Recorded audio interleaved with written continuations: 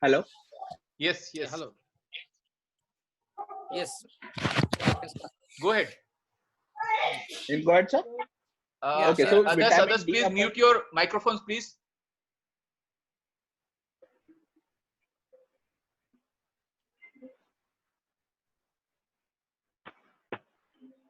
Dhanraj, you can continue. Yes. So vitamin D बद्दल आपण बोलत होतो आणि उन्हात जाण्याबद्दल. सो इम्पॉर्टंट टू अंडरस्टँड की आपल्याला शरीराला जी विटॅमिन डी ची गरज असती ती गरज आपल्या चेहऱ्याच्या खालच्या शरीराला ऊन लागलं तरी भागू शकते. सो आपण जे ऊन घेतो विटॅमिन डी साठी त्यावेळी चेहरा बांधून आपण गेलो आणि ऊन घेतलं that is more than sufficient. त्यासाठी चेहरा एक्सपोज करण्याची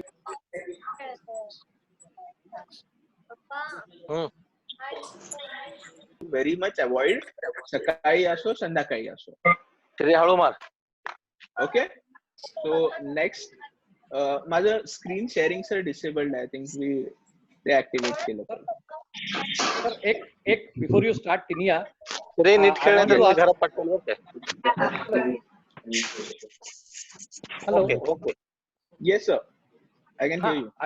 हाँ, आई वांट टू आस्क, आपके जैसे बाल है वैसे बाल बनाने के लिए हमको क्या करना पड़ेगा? सर नहीं, आपका फोटो आपका जेनेटिक्स अच्छा आपका संजय सर, चेहरा स्क्रीन पे. संजय सर, वो ओरिजिनल नहीं है.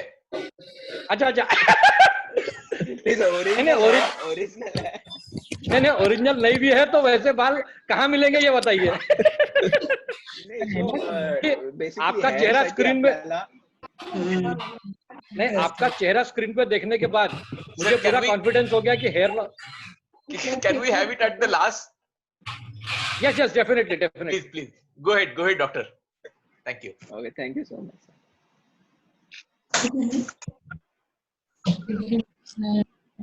So next, the next thing that I want to talk about. Yeah. Okay. Yeah. So next thing that I want to talk about and share about is a very important and a troublesome problem आज इंडियामध्ये, अख्ख्या इंडियामध्ये fungal infection जे शरीरावर होतं आपल्याला चेहऱ्यावर होऊ शकतं, खाली एक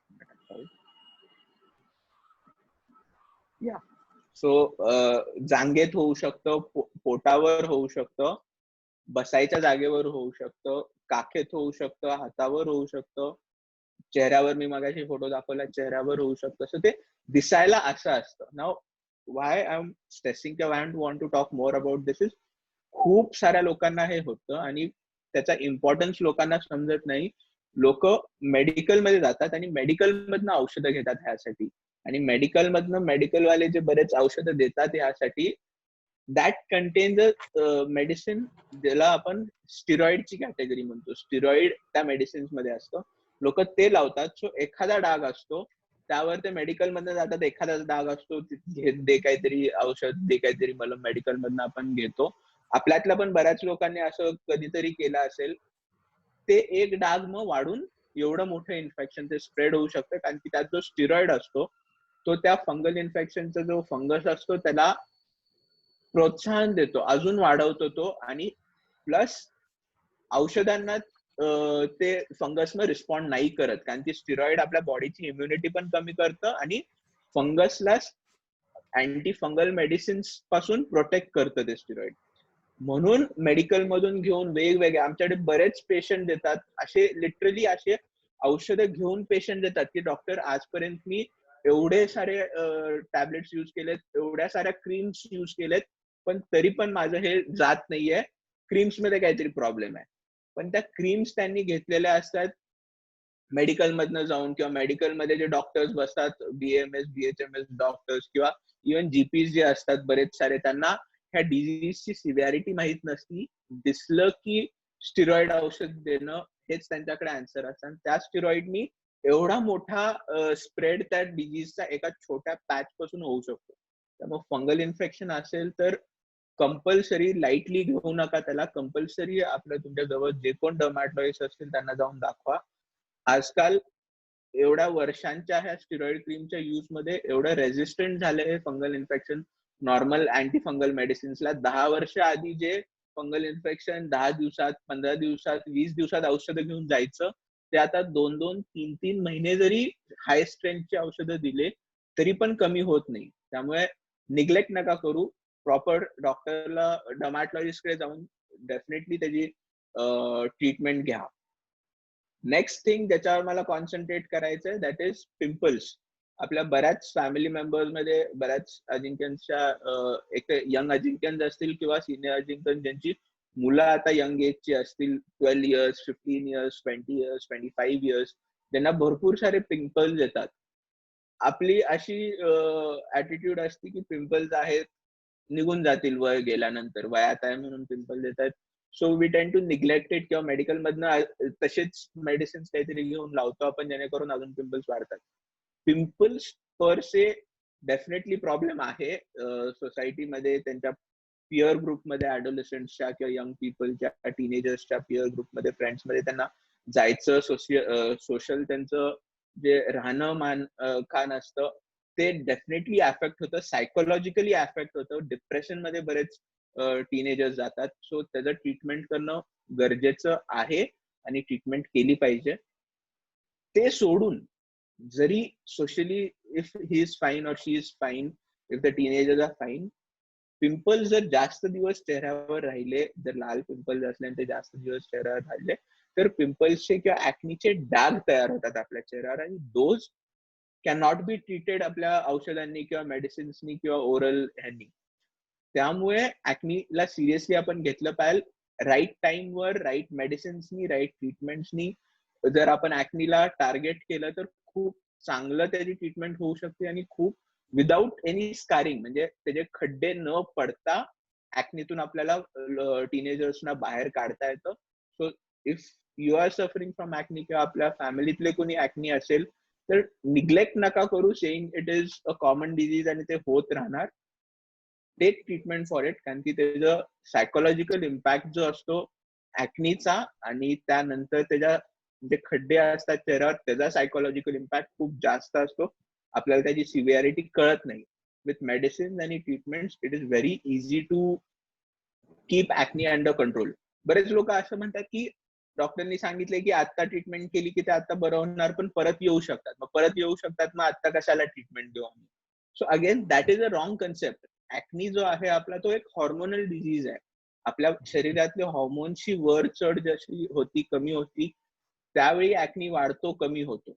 पण हॉर्मोन्स आपले फ्लक्च्युएट होत राहणार आहेत म्हणून ऍक्नीची ट्रीटमेंट नाही करायची इज अगेन रॉंग. हॉर्मोन्स कधीतरी नॉर्मल होतील, ज्यावेळी ऍक्नी होत आहेत त्यावेळी आपण त्यांना ट्रीट केलं तर ऍक्नीमुळे होणारा त्रास होणार नाही आपल्याला.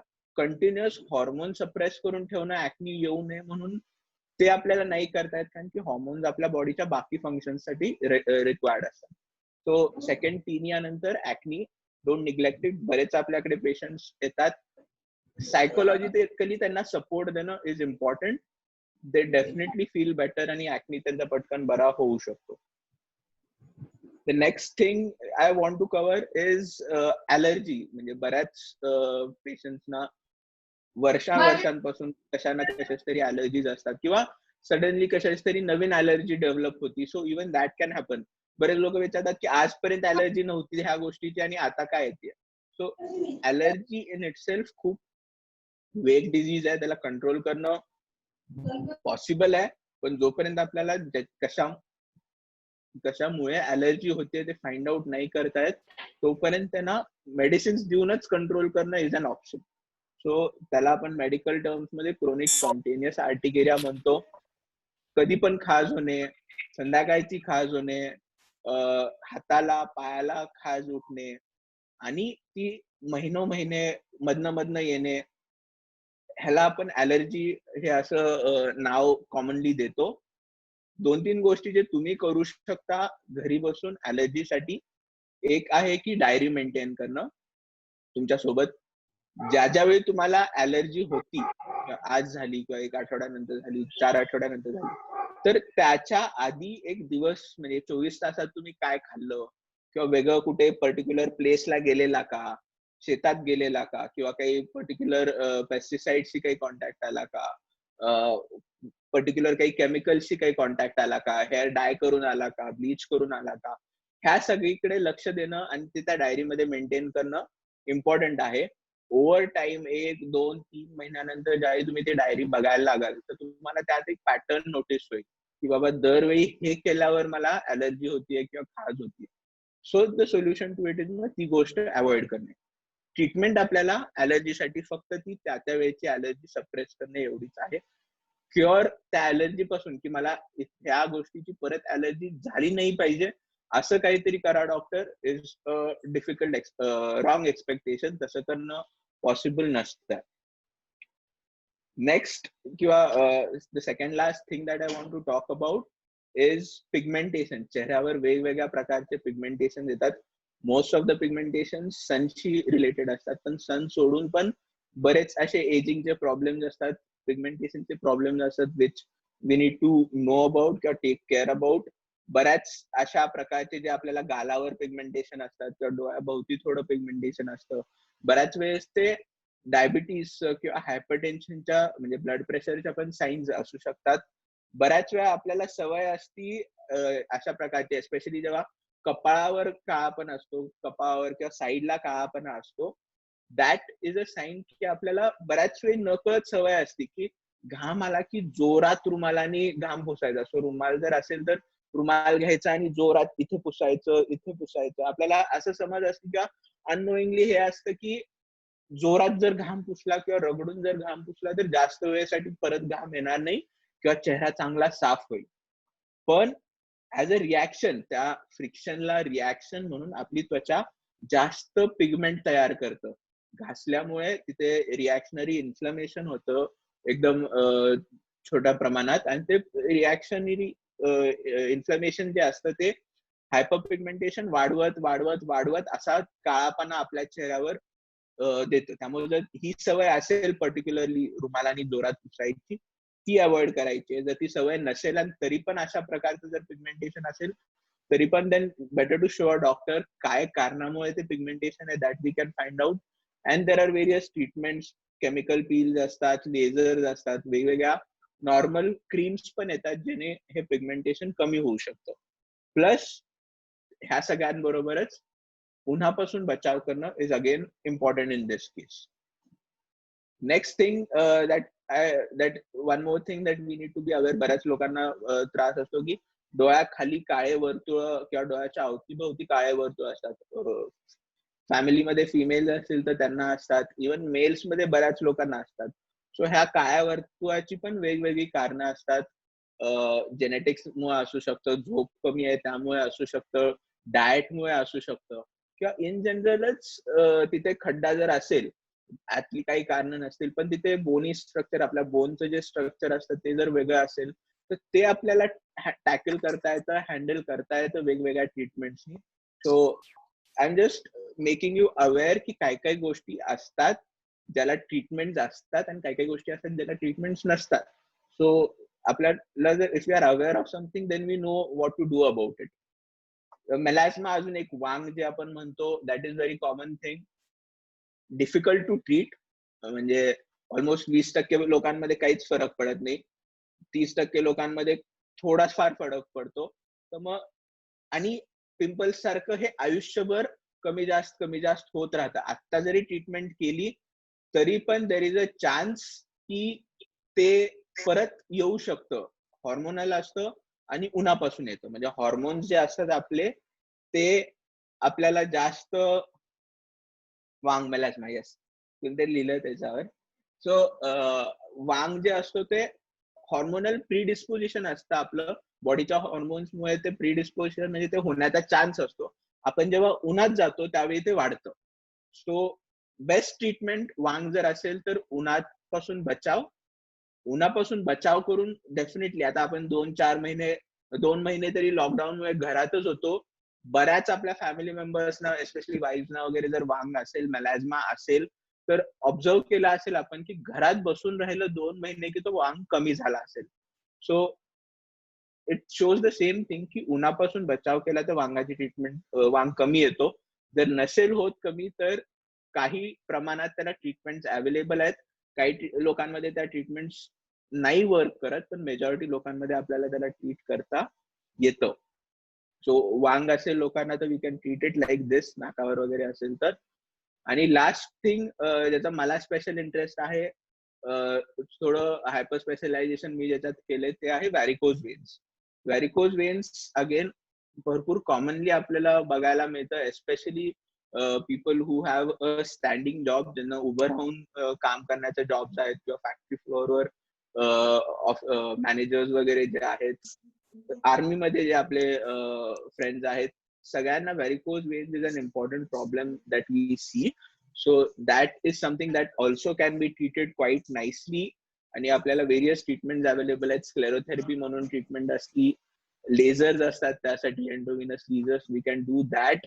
आणि चांगलं ज्यांना व्हेरिकोज वेन्सचा त्रास होतो त्यांना we can help them and solve their trouble with various treatments that are available.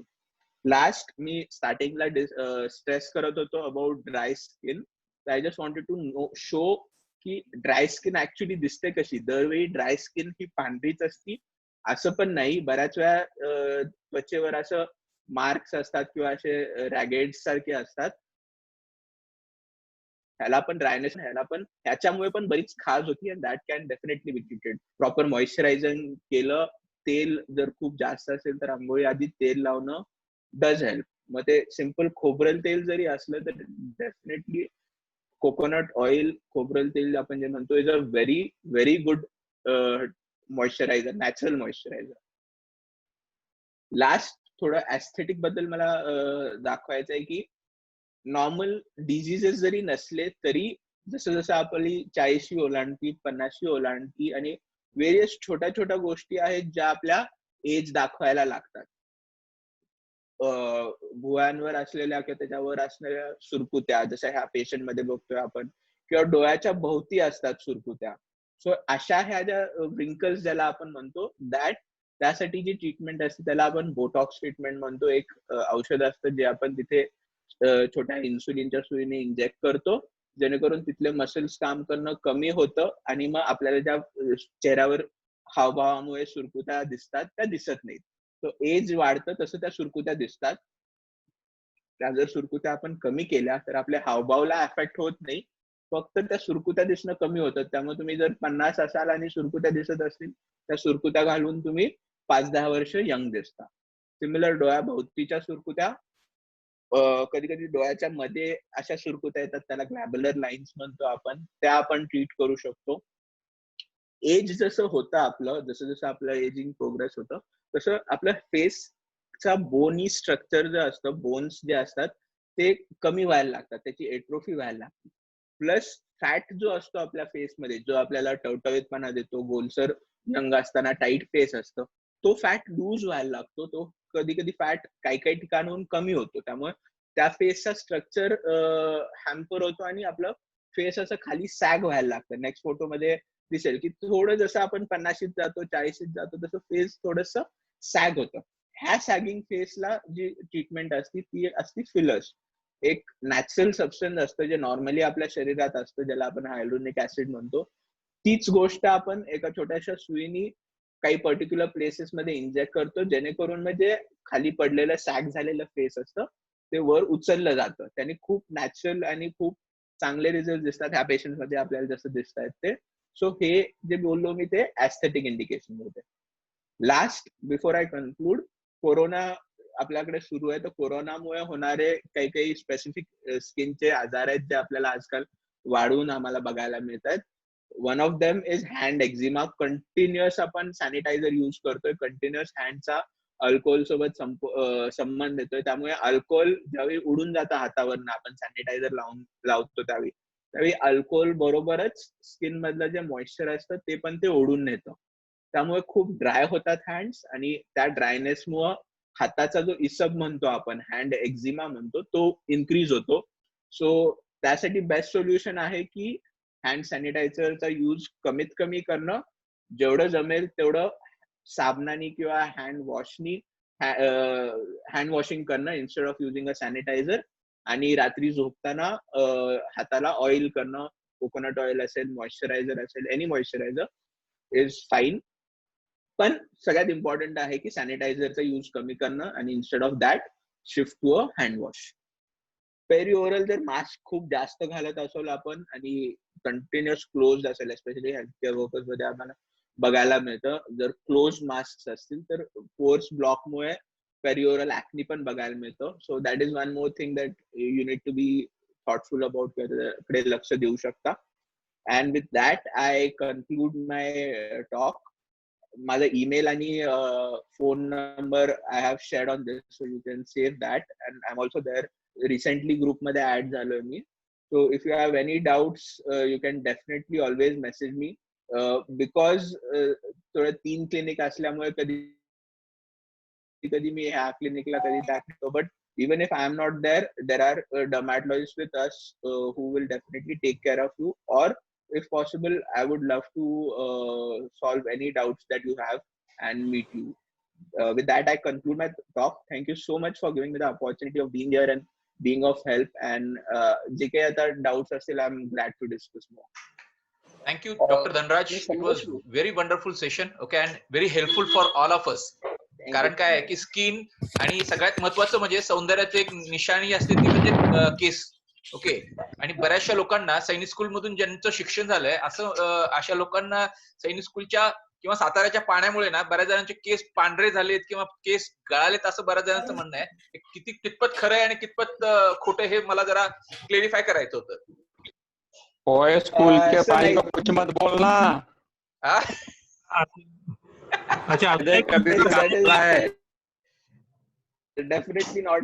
Definitely is not true. पाण्यामुळे केस पांढरं पडणे इज अ रॉंग कन्सेप्ट. तसं नाही होत बेसिकली. केस पांढरं पडणे इज वन ज्याला अजूनपर्यंत स्ट्रॉंग आन्सर किंवा कॉन्फिडंट ट्रीटमेंट्स डर्मॅटॉलॉजिस्टकडे आमच्याकडे नाही आहेत. It is very difficult to treat, आणि त्याचे रिझन्स पण नॉट नोन मच. का होतं ते कुणाच्यात होतं, कुणाच्यात नाही होत. You can't predict it and difficult to treat. तुम्हाला शेरलॉक होम्स का? हॅलो, शेरलॉक होम्स काय म्हणतात? Sherlock Holmes. Hello doctor. Yes, hi sir. हा, नमस्कार. मी Deshmukh, 79 batch. Hello sir, good evening. हा, गुड इव्हिनिंग सर. माझा प्रश्न असा आहे की आपण जे साबण वापरतो त्वचा स्वच्छ करण्यासाठी, त्याऐवजी जर आपण शिकेकाई वापरली तर चालू शकतं का, आणि ते कितपत योग्य असेल? शिकेकाईचा रस टू एन एक्सटेंट ठीक आहे, पण वेन वी हॅव आजकाल माइल्ड क्लिन्झर्स आपल्याकडे असताना बऱ्याच वेळ काय होतं की शिकेकाईतनं जर strong, depending on type of shikakai, जर स्ट्रॉंग एक्स्ट्रॅक्ट बाहेर आला, it may damage of face to an extent. आपल्याला त्याची स्ट्रेंथ माहित नसते, दे आर नॉट स्टँडर्डाइज. म्हणून वी ट्राय टू अवॉइड आणि स्टिक टू बेसिकली आपल्याला फेस वॉशचा एवढाच रोल आहे की चेहऱ्यावरची धूळ काढणं. So we don't need to go for anything else which may have a risk. Thank you. मला एक प्रश्न आहे. Most of the times it's safe, पण खूप स्ट्रॉंग जर झालं त्याचा extract, then it may be a problem. अच्छा, मला एक प्रश्न आहे. 2004 बॅच, संदेश पाटील. आता ते नागिनी झालं असं म्हणतात शरीरावरती. त्याबद्दल काय सांगता येईल का तुम्हाला? नक्की. नागिन जे आहे, मी जस्ट क्विकली स्क्रीन शेअर करून, एकच minute, me quickly screen share करतो. आणि नागिन हेरिडिटरी वगैरे असतं का काही? नागिन नसतं हेरिडिटरी. नागिन डेफिनेटली हेरिडिटरी नसतं. सो नागिन जे आपण म्हणतो ते असं दिसतं, आणि व्हायरल इन्फेक्शन असतं आपल्या शरीरात. ज्यावेळी आपल्याला छोटेपणी बऱ्याच वेळी चिकन पॉक्स होऊन गेला असतो, किंवा अजून एक टाईपचं व्हायरल इन्फेक्शन गेलं असतं, ते होऊन गेलं असतं. तर हा व्हायरस आपल्या शरीरात जिवंत असतो, आपल्या नर्वस सिस्टीम मध्ये. ज्या वेळेस आपल्याला एखादं इम्युनिटी कमी होती किंवा बॉडीमध्ये स्ट्रेसफुल फॅक्टर्स येतात, आपण कधी आजारी पडतो किंवा असंच कधी पण बऱ्याच वेळेस हा व्हायरस ऍक्टिव्हेट होतो आणि आपल्या नर्वस सिस्टीम आपली अशी बॉडीमध्ये मणक्यापासून साईडला अशी कव्हर करते.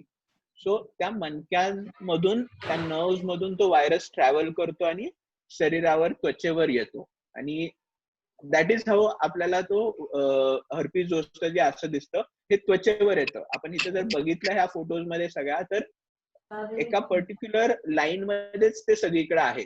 एक तर वर नाही पसरलं, खाली नाही पसरलं किंवा इथून हा जर माझा कर्सर पण दिसतोय का सर? Yes yes. हा, सो हा जर फोटो बघितला तर हा मणक्यापासून सुरू झालेला पुढपर्यंत ह्या पर्टिक्युलर लाईन मध्ये गेलाय. तर ह्या लाईन्स ज्या असतात ह्या लाईन्स मध्येच आपल्या शरीरात नर्व्स पसरलेले असतात. सो जो हा आजार आहे हर्पीस झोस्टर आपण त्याला म्हणतो, हा व्हायरल इन्फेक्शन आहे. नर्व्सच्या लाईननं पसरतं ते आणि त्वचेवर येतं. म्हणूनच एकदा ह्या साईडून आलं तर आपल्या बॉडीमध्ये नर्व्स ज्या असतात ते दोन साईडने असतात, दोन्ही यांच्या मध्ये येऊन मिळतात. त्यामुळे इकडून आलेले नागिन ही पलीकडं नॉर्मली जाऊ शकत नाही. बरेच जे आपले गावाकडे ट्रीटमेंट करणारे लोक असतात, बाबा लोक वगैरे असतात, ते काहीतरी पालापाचोळा करतात आणि म्हणतात मधल्या लाईन पासून पुढे आता नागिन जाणार नाही. पण ते एनिवेज जाणार नसते कारण की नर्व्स टपला आपला तो मध्येपर्यंत येऊन थांबतो. त्यामुळे नॉर्मली पण आपण हे सगळे फोटो बघितले तर हा पर्टिक्युलर फोटो बघितला तर इथं येऊन हे थांबले, ह्याच्या पलीकडे नाही गेले. तर त्याचं कारण तेच असतं की आपली नर्वस सिस्टीम तशी अरेंज असते आणि हे same plain simple viral infection आहे. एकदम इम्पॉर्टंट आहे की हे जे आपल्याला सुरुवात होती त्यावेळी आपल्याला खाज होती, दुखणं सुरू होतं कोणत्या तरी बॉडीमध्ये पार्ट मध्ये, त्याच वेळी जेवढ्या लवकरात लवकर आपल्याला औषध सुरू करता येईल तेवढं ह्यात इम्पॉर्टंट असतं. किंवा जेवढा उशीर करू आपण ह्यात औषध सुरू करण्यासाठी तेवढा नर्वचा डॅमेज जास्त होतो किंवा कंटिन्युअस होत राहतो आणि मग त्याला त्या नर्व डॅमेजला ट्रीट करायला मग आपल्याला बरेच महिने औषधं घ्यायला लागतात. तो व्हायरस तर 10 दिवसात बरा होऊन जातो, मरून जातो आपण औषधं वेगवेगळी करतो तर. पण त्याच्यामुळे झालेला जो नर्वचा डॅमेज असतो त्याच्यामुळे खाज येणं, दुखणं हे बऱ्याच वेळ महिनाभर किंवा त्यापेक्षा जास्त पण चालू राहू शकतं. त्यामुळे टाइमवर ट्रीटमेंट करणं गरजेचं आहे. डॉक्टर, चॅटवरती 2 प्रश्न आहेत. ओके. डॉक्टर कमल किशोर उकेंनी विचारलंय की can you say something about psoriasis and its treatment? Definitely sir. So again मी स्क्रीन शेअर करतो. सोरायसिस कसं दिसतं, I will just do that first. So psoriasis basically हा आजार जो आहे आपल्या अगेन स्किनचा आजार आहे with relation to nervous system to an extent, असं पण झालंय. पण बेसिकली स्किनचा आजार आहे आणि जॉईंट्सचा आजार आहे. आपले जे सांधे असतात त्याचा पण एक प्रकारचा सोरियासिस असतो. स्किनचा सोरियासिस ज्यावेळी सिव्हिअर होतो त्यावेळी त्याने सांध्यांना पण इन्व्हॉल्व्ह करतो. त्याला आपण सोरियाटिक जॉईंट्स किंवा सोरियाटिक आर्थ्रोपॅथी म्हणतो. बेसिकली स्किनचं सोरियासिस जे असतं ते एक्झॅक्टली काय असतं तर आपल्या स्किन मध्ये बरेच सारे, मी जसं मगाशी म्हणलं तसे थर असतात. तो वरचा जो थर असतो ज्याला आपण एपिडर्मिस म्हणतो, स्किनचा पार्ट, त्या एपिडर्मिस मध्ये कंटिन्युअस सेल्स हे डिवाइड होत राहतात आणि कंटिन्युअस शेड होत राहतात. म्हणजे वरच्या थरातून आपली त्वचा कायम बाहेर पडत राहते. ही बाहेर पडलेली जी त्वचा आहे ती आपल्याला त्वचेवर जो मळ दिसतो, रोज आंघोळीच्या वेळी मळ निघतो, ती आपली डेड स्किन सेल्स असतात. सोरियासिस ज्यांना असतो त्यांना त्या पार्ट मध्ये सोरियासिसच्या हे स्किन सेल्स जास्त डिवाइड करतात आणि त्याची डिव्हिजन रेट इन्क्रीज होती आणि तिथंच ते अडकून राहतात. त्यामुळे मग ती त्वचा थिक होती आणि जास्त खपल्या तिथून पडायला लागतात. ट्रीटमेंट्स मध्ये सोरियासिसच्या डिपेंडिंग सोरियासिसची सिव्हिअरिटी किती आहे, स्टार्टिंग आपण क्रीम्सनी करतो जर एखाद 2 पॅचेस जर असले, आणि मग जसं जसं सिव्हिअरिटी वाढेल तसं तसं वेगवेगळे स्टिरॉइड्स किंवा इम्युनोसप्रेसिव्ह मेडिकेशन, म्हणजे आपली इम्युन सिस्टीम मुळे जे हे सोरियासिस होत असतं त्या इम्युन सिस्टीमला सप्रेस करणारे मग जर सिव्हिअर सोरियासिस असेल तर आपण मेडिसिन्स वेगवेगळे असतात. आजकाल नवीन रिसेंट मेडिसिन्स पण आलेत, बायोलॉजिकल्स म्हणतो ज्याला आपण, ज्याची इम्युनोसप्रेसंट्स पेक्षा सेफ्टी प्रोफाईल जास्त चांगली आहे, पण कॉस्टली पण आहेत कारण की ते नवीन मेडिसिन म्हणून आहेत. सेकुकिनोमॅब, अडालिमुमॅब हे नवीन ह्या मेडिसिनची अशी बायोलॉजिकलची कॅटेगरी जी आली आहे. त्यामुळे आता बरेच वर्ष जे सोरियासिस आहे ज्यांना मिथोट्रिक्सेट खाऊन, म्हणजे जे मिथोट्रिक्सेट म्हणून एक औषध असतं जे आठवड्याला घेतात, एकदम कॉमनली युज्ड आणि व्हेरी इफेक्टिव्ह सोरियासिसचं मेडिकेशन आहे, ते बरेच वर्ष घेता येत नाही. तर अशा लोकांसाठी नवीन ट्रीटमेंट डेफिनेटली आलेच सोरियासिससाठी, पण त्याचा खर्च जास्त आहे.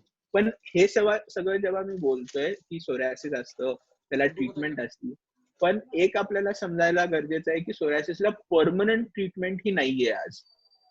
जसं ब्लड प्रेशर, हायपरटेन्शन कंटिन्युअस होत राहतं, तसंच सोरियासिस पण हे युजली लाईफ लॉंग डिझीज आपण कन्सिडर करतो. युजली काही लोकांमध्ये कमी पॅचेस असतात जे कंट्रोलमध्ये आल्यावर परत त्यांना ते होत नाही, पण मॅक्सिमम एक्सटेन्सिव्ह सोरियासिस ज्यांना असतं, जसं ह्या फोटोज मध्ये आपण बघतोय, युजली ते सोरियासिस बरेच वर्ष राहतं. त्याचं वॅक्सिंग वेनिंग होत राहतं.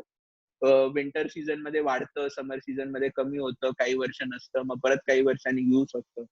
त्यामुळे सोरियासिसला ट्रीटमेंट आहे, त्याला कंट्रोलमध्ये आपल्याला आणता येतं, पण त्याला पूर्णपणे क्युअर करून बंद करणं हे आजपर्यंत असं कोणी प्रॉमिस नाही करू शकत. परमनंट क्युअर त्याला नाहीये. अजून एक प्रश्न आहे, डॉक्टर गजानन राशीनकरांनी विचारलाय चॅटवरती, how to reduce hair fall, can you suggest home remedy? So again, hair fall जर होत असेल, 2 प्रकारचे हेअर फॉल असतात आपल्याला. मी मगाशी सांगितलं, एक आहे जो अँड्रोजेनेटिक ॲलोपेशिया म्हणतात, मेल पॅटर्न हेअर लॉस म्हणतात. त्यासाठी हेअर होम रेमेडी काही नाहीये, त्यासाठी आपल्याला मेडिसिन घ्यायला लागतात. ते पण मोजक्याच मेडिसिन आहेत, फिनास्टेराइड, मिनॉक्सिडिल आणि वेगवेगळ्या ट्रीटमेंट आहेत, मिझोथेरपी, लो लेवल लेझर थेरपी. त्यामुळे जर त्या टाईपचा हेअर लॉस असेल, मेल पॅटर्न बॉल्डनेस किंवा अँड्रोजेनेटिक ॲलोपेशिया, त्याला जास्त होम रेमेडीज नाहीये. जर टिलोजन इफल्वियम नावाचा हेअर लॉस असेल, आणि मेजॉरिटी लोकांना तो त्या टाईपचा हेअर लॉस पण असतो, आपण आजारी पडलो किंवा न्यूट्रिशनल डेफिशियन्सीज आपल्याला झाल्या, कोणत्या स्ट्रेस फॅक्टर लाईफ मध्ये आला, आता लॉकडाऊन सारखं काही होऊन गेलं, तर 2-3 महिन्यानंतर आपला हेअर लॉस चालू होतो, एकदम जास्त होतो, आणि मग आपण काहीतरी करायला जातो किंवा कुणाकडे तरी जातो आणि तो आपोआप एक 6 महिन्यांनी, वर्षभरांनी थांबून जातो. तो हेअर लॉस असतो टिलोजन इफल्वियम, कोणत्या तरी स्ट्रेस किंवा इन्साइटिंग फॅक्टर नंतर होणारा हेअर लॉस. त्याला आपण कधी कधी चांगली डाएट करून, घरातल्या घरात गुड न्यूट्रिशनल फूड खाऊन, प्रोटीन रिच, विटॅमिन्स असणारे, हे सगळे मी जे न्यूट्रिशनल पदार्थ सांगितले ते खाऊन आपल्याला तो चांगला कंट्रोलमध्ये ठेवता येतो. इव्हन लॉंग टर्म मध्ये जर अँड्रोजेनेटिक ॲलोपेशियाला पण आपण जर प्रीडिस्पोज्ड असलो, तर चांगलं डाएट असणं इम्पॉर्टंट आहे की तो अँड्रोजेनेटिक ॲलोपेशिया आपल्याला कमीत कमी व्हावा, त्याचा लेट व्हावा सुरू.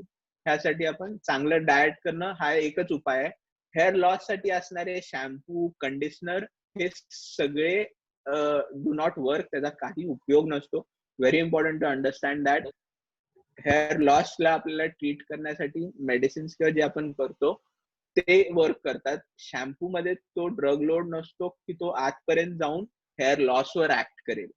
So important to understand that. Most of the हे आपण टिलोजन इफल्वियम जे मी म्हणलं, दुसऱ्या टाईपचा हेअर लॉस, जे टेम्पररी हेअर लॉस असतो, त्यावेळी बरेच लोक हे शॅम्पू आणि कंडिशनर युज करतात आणि त्यांचा हेअर लॉस एनिवेज जो थांबणार असतो तो थांबतो, आणि मग त्याची पॉप्युलॅरिटी वाढते किंवा माझा हेअर लॉस होत होता त्यावेळी मी हे वापरलं आणि आता थांबलाय माझा हेअर लॉस. पण तो हेअर लॉस एनिवेज थांबणार असतो, म्हणून पण असतं बऱ्याच वेळेस. शेवटचे 6 मिनिट आहेत, तर बाकीचे प्रश्न विचारा. देशपांडे सर, विचारा तुम्ही. तुमचा आवाज आता विचारले आपल्याला मांडी घालून आपण बसतो, येस सर. गोट्याच्या तिथे आपल्याला डेड स्किन होते.